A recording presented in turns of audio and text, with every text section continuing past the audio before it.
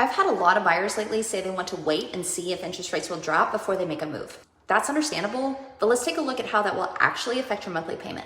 Historically, and I'm talking the span of like the last 30 to 40 years, interest rates were at an average of 6 to 8%. Side note, my first mortgage in 2007 was 7%, and we didn't even bat an eye. That was just the going rate. After the housing crash in 2008, the government needed to entice people back into the housing market, and they did that by lowering interest rates. It got things moving again, and our economy eventually recovered. For the past 10 years, we've been extremely spoiled with interest rates in the low 3s and 4s. 2 years ago, we saw a major spike in home values, and to combat that inflation, the Fed raised the interest rates to slow down corporate investors that were buying up all the single-family homes, effectively making it next to impossible for first-time homebuyers to win in a multiple offer situation, competing against corporate investors paying over market value.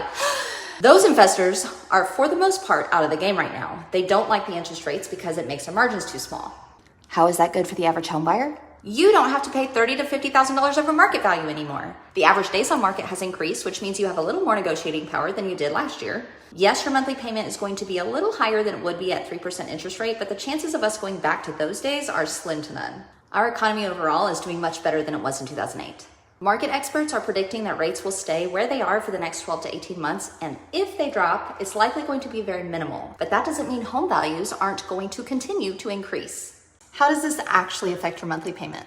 I'm in Oklahoma, so our average home prices are about $280,000. Let's say you have a house priced at $250,000. The interest rate right now is around 6.75%. If you do a conventional loan with 5% down, your monthly payment, which includes principal, interest, taxes, and homeowners insurance, will be around $2,150. Our home values tend to increase at an average rate of 1 to 3% per year. However, due to supply and demand, our home values in OKC Metro increased by about 12% per year for the last 2.5 years. Let's say the upcoming year slows down to about 6%. In 12 to 18 months, that $250,000 home is now worth $265,000. If interest rates decrease by an entire point down to 5.75%, your monthly payment is now $2,120. That's a $30 a month savings, $360 for the whole year. Meanwhile, you're throwing away money on rent.